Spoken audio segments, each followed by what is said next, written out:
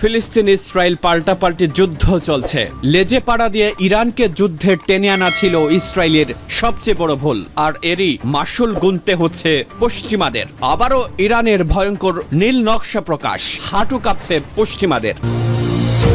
এরপরে জানাবো, মধ্যপ্রাচ্য জুড়ে যুদ্ধের আবহ বিরাজ করছে। যে কোনো মুহূর্তে ইসরায়েলে দ্বিতীয় ভয়াবহ হামলা চালিয়ে বসতে পারে ইরান। এমন সতর্ক বার্তার পর ঘুম হারাম হয়ে গেছে ইসরায়েলের প্রধানমন্ত্রী নেতানিয়াহুর। হামলার ভয়ে জরুরি বৈঠকের ডাক নেতানিয়াহুর।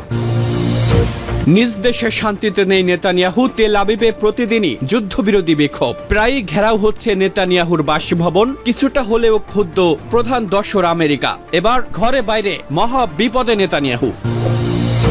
এরপরে জানাবো, ইসরায়েলে প্রথমবার কামিকাজে ড্রোন দিয়ে ইরাকি যোদ্ধাদের হামলা।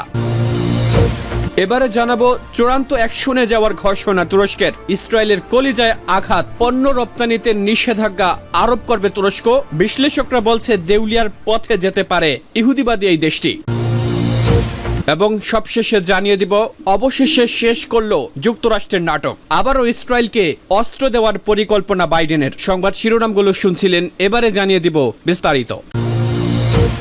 ঘরে বাইরে দারুণ মহাবিপদে আছেন মধ্যপ্রাচ্যের কসাই হিসেবে পরিচিত ইসরায়েলের প্রধানমন্ত্রী বেনিয়ামিন নেতানিয়াহু। হামাস নির্মূলের কথা বলে গাজা উপত্যকা জুড়ে গত 7 মাস ধরে হত্যা আর ধ্বংসযজ্ঞ চালিয়ে কোনো কিছুই অর্জন করতে পারেনি নেতানিয়াহুর দেশ ইসরায়েল। এক হামাসের সঙ্গেই পেরে উঠছে না যেখানে সেখানে ইরানের লেজে পা দিয়ে নিজেদের আরো বড় বিপদ ডেকে আনে ইহুদিবাদী এই নেতা। দামেস্কে ইরানের কনসুলেটে হামলা চালিয়ে রীতিমতো ভীমরুলের চাকে ঢিল ছুঁড়ে মারে ইসরায়েল। তেহরানের খেলনার মতো ড্রোন আর মিসাইলেই কুপকাত তেল আবিব। এরপর পাল্টা দিতে গিয়ে নেতানিয়াহু পরিণত হয়েছে হাসির খোরাকে। এবার খেপেছে আমেরিকাও। পই পই করে নিষেধ করেছিল ইরানে হামলা না চালাতে, কিন্তু কথা শোনেনি দুধকলা দিয়ে পোষা দেশটি। এরপরও গাজায় গণকবর পাওয়ার পর নেতানিয়াহুর কাছে পরিষ্কার ব্যাখ্যাও চেয়েছে হোয়াইট হাউস। নিজ দেশে শান্তিতে নেই নেতানিয়াহু। তেল আবিবে প্রতিদিনই যুদ্ধবিরোধী বিক্ষোভ হচ্ছে। কিছুদিন আগে নেতানিয়াহুর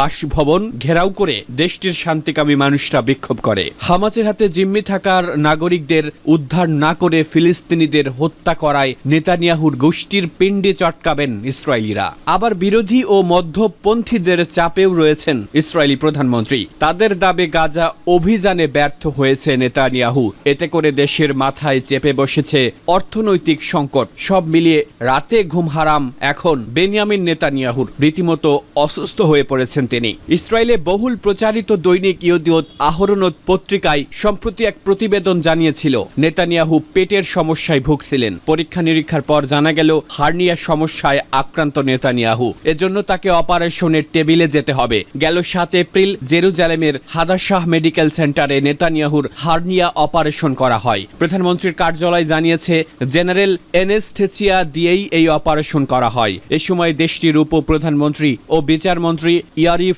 লেভিন ভারপ্রাপ্ত প্রধানমন্ত্রীর দায়িত্ব পালন করেছিলেন। সুস্থ হয়ে ফিরেই যথারীতি ফিলিস্তিনিদের হত্যায় মেতে ওঠেন নেতানিয়াহু। গাজা উপত্যকার শেষ আশ্রয়স্থলে পরিণত রাফা সীমান্তে সর্বাত্মক হামলার অনুমতি দিয়েছেন এই কসাই। শুধু তাই নয়, হুঙ্কার ছেড়েছেন এবার হামাসকে দেখে নেবেন তিনি। যদিও 7 মাসেও কিছু করতে পারেননি তিনি। আমেরিকার বিশ্ববিদ্যালয়গুলোতে ফিলিস্তিনপন্থী শিক্ষার্থীদের বিক্ষোভ ছড়িয়ে পড়ার ঘটনাকে ভয়ানক বলে মন্তব্য করেছেন নেতানিয়াহু। তিনি অবিলম্বে এসব বিক্ষোভ বন্ধ করার দাবি জানান। তিনি আক্ষেপ করে বলেন, আমেরিকার বিশ্ববিদ্যালয়গুলো ইহুদি বিদ্বেষীদের দখলে চলে গেছে। এদিকে যুক্তরাষ্ট্রের প্রতিনিধি পরিষদের সাবেক স্পিকার ন্যান্সি পেলোসি ইসরায়েলি প্রধানমন্ত্রীর পদত্যাগ দাবি করেছেন। তিনি বলেন, নেতানিয়াহু যে পলিসি ও তৎপরতা শুরু করেছেন তা আমরা প্রত্যাখ্যান করি। তার এই নীতি ভয়াবহ। তিনি পাল্টা প্রতিক্রিয়া হিসেবে যা করেছেন তা আরো ভয়াবহ।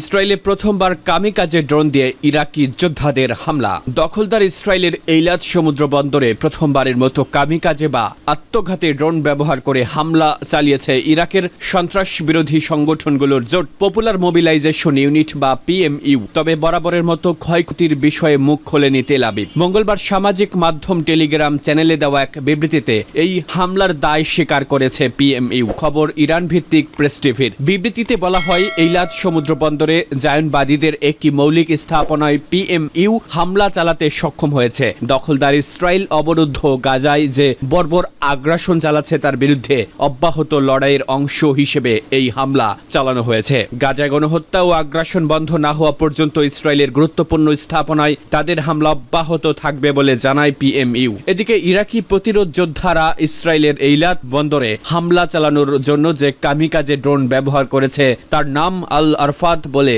জানা গেছে। পশ্চিম এশিয়া অঞ্চলে ইসরায়েলি ও মার্কিন স্বার্থের বিরুদ্ধে অভিযান পরিচালনার ক্ষেত্রে আল আরফাত আত্মঘাতী ড্রোনের এটি প্রথম প্রয়োগ। আরফাত ড্রোন ইয়েমেনে অভ্যন্তরীণ তৈরি উন্নত মানের এবং দূরপাল্লার সামাদ ড্রোনের মতো।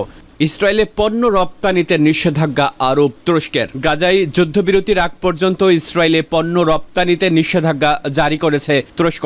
মঙ্গলবার তুর্কি বাণিজ্য মন্ত্রণালয়ের এক বিবৃতিতে এই নিষেধাজ্ঞা ঘোষণা দেওয়া হয়। তুর্কি বাণিজ্য মন্ত্রণালয়ের বিবৃতিতে বলা হয়েছে বিভিন্ন শ্রেণীর 54টি পণ্য রপ্তানিতে নিষেধাজ্ঞা জারি করা হয়েছে। গাজায় কোনো যুদ্ধবিরতি ঘোষণার আগ পর্যন্ত এই নিষেধাজ্ঞা বহাল থাকবে। ব্রিটিশ বার্তা সংস্থা রয়টার্সে খবর জানিয়েছে অবিলম্বে এই রপ্তানি নিষেধাজ্ঞা কার্যকর হবে বলে এই বিবৃতিতে বলা হয়েছে। এর আগে বিমান থেকে গাজায় ত্রাণ সামগ্রী ফেলার অনুরোধ ইসরায়েল প্রত্যাখ্যান করলে তুরস্ক পদক্ষেপ নেবে বলে ঘোষণা দিয়েছিল। এরপর এই নিষেধাজ্ঞা জারি করা হলো। তুর্কি বাণিজ্য মন্ত্রণালয় জানিয়েছে নিষেধাজ্ঞা আরোপিত পণ্যের মধ্যে লৌহ ও স্টিলের পণ্য, নির্মাণ সামগ্রী ও যন্ত্রপাতি রয়েছে। গাজায় ইসরায়েলের চলমান আগ্রাসনের শুরু থেকেই নিন্দা জানিয়ে আসছে তুরস্ক।